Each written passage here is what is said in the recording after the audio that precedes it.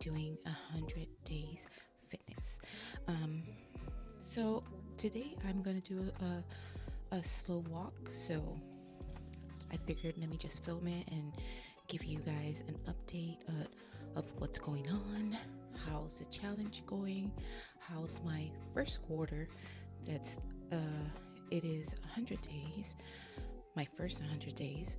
Um, Currently, I believe I am on day 35, but I will put the number here. So let's start, and I will start giving you an update. Right now, I'm currently, I believe, like 200 pounds. I'm 5'5", easy, but I have been consistent for these 35 days, for exception of a couple of days that I had really bad migraines. But still, once I resolved that, I kept going. I didn't say like I used to. Oh, I'll just start again on Monday. No, I just kept going. Um, so my number one focus on these 100 days is to be disciplined. I want to be disciplined. I want to keep going. My goal is to lose around 8 to 10 pounds these first 100 days. Now, I know my number one problem or issue is my food intake. And so I started tracking this last week, well, a couple days ago. Why do I have to eat almost 1,000 calories on breakfast? And I'm supposed to eat around 2,000 calories per day, right? So now I did a meal plan and everything. Now I'm following a meal plan. Now, this has been going only for 2 days. So I still have almost 60 days left on this first 100 days. So I probably will see myself losing weight. My main priority also, additional of eating well, is weight training. Now, being consistent on weight training. I'm doing 4 days a week of weight training. Plus, I'm trying to do 10,000 steps daily. Now, right now, I have an issue with my migraines. So,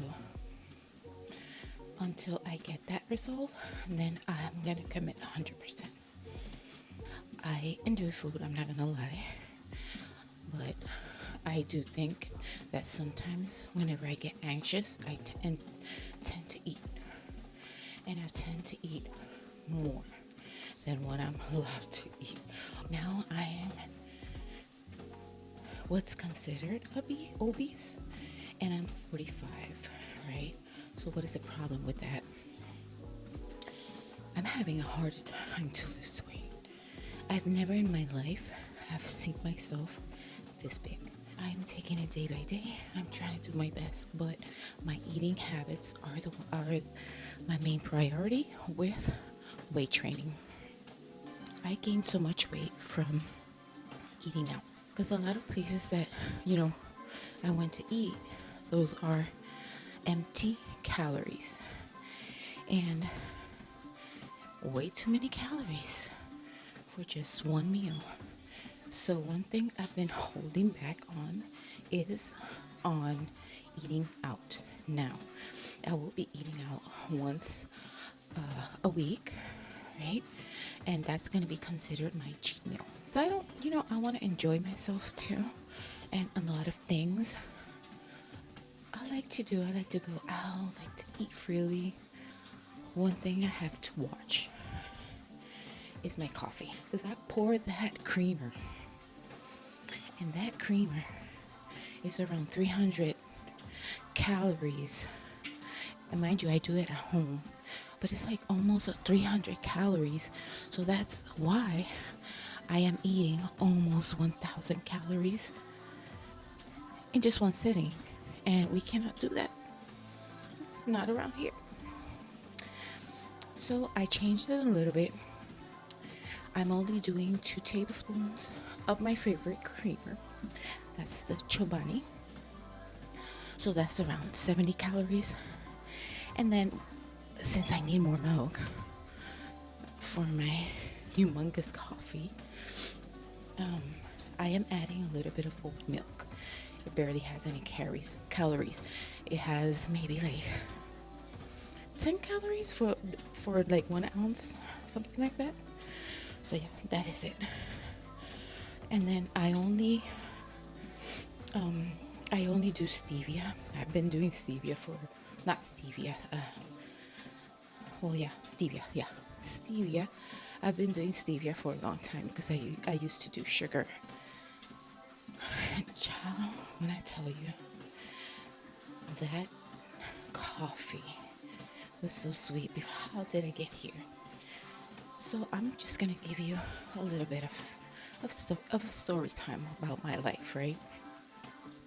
And if I can, I will insert a couple of pictures, and if I have a video, I'll do it too.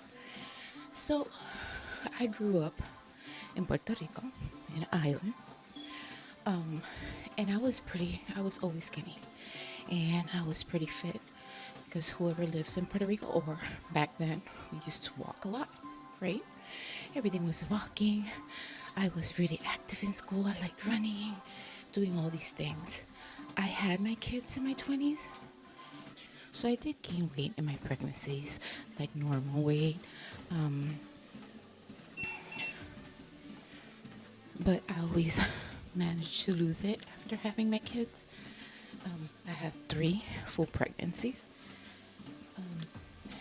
And my husband, he joined the military. We moved from Puerto Rico to the U.S.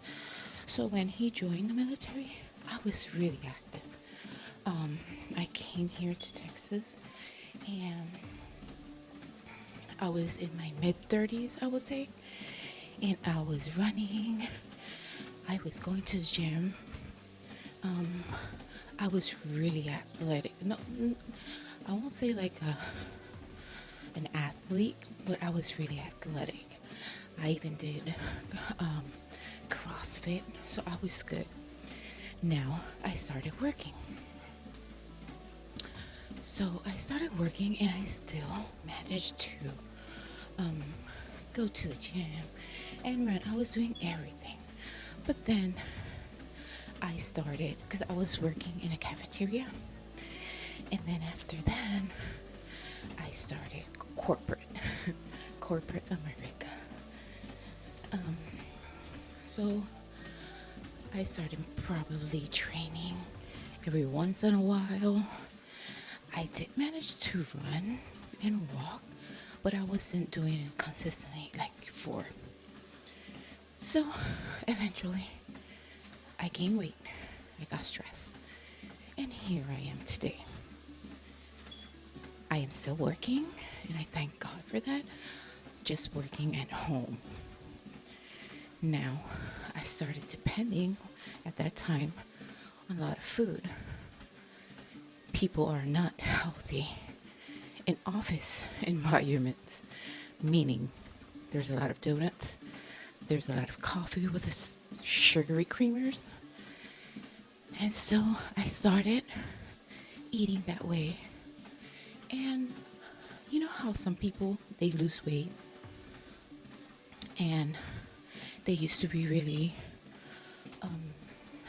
really big, then they get skinny, and they're still in the back of their head, they're still big. Well, I was the opposite. I was always skinny, and I gained weight, and in my head I was still skinny. Now, when I realized that when I saw myself in a picture, a summer that I think I went to Orlando.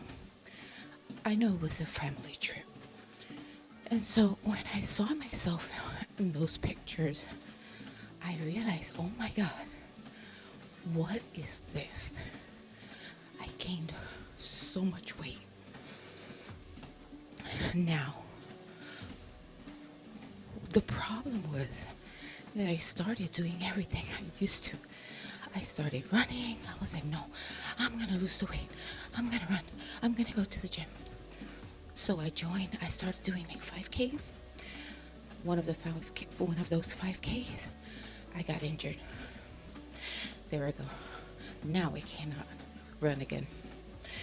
So the only thing, and I used to do Zumba. That was another thing I used to do a lot. But it is not working. One, because I was injured. Now I cannot run. I cannot burn all those calories. I can still train, but I was really inconsistent. Plus, I was eating like maybe 3,000 calories per day or even more, because whenever you eat so much outside, you lose track. So, long story short, here I am today dealing with perimenopause. So the best thing I can do is just be consistent. Now I'm being consistent with my meal intake or my food intake. I am starting to do meal prep also. Now I don't meal prep like for a week or so. I only do like 3 days. Stay consistent those 3 days, and then meal prep again for 3 more days. Now I work from home, so I have the blessing to cook from home. So whenever I do not like meal prep, what I try and do is have things available like tuna, where I can do a sandwich with low calorie or low carb bread, with a lot of lettuce. Eat a lot of fruit whenever I get that craving of eating sweets. So yeah, so now this is my journey, and I decided to document it. I do speak with a lot of women my age who are dealing with the same thing. So if I can make it, that means they can make it too. And I'm pretty confident I can. Now, it's not going to take me 100 days. That's for sure. It's going to probably take me a year, But the thing is, this is not a journey just to complete in 100 days. I need to make this my lifestyle.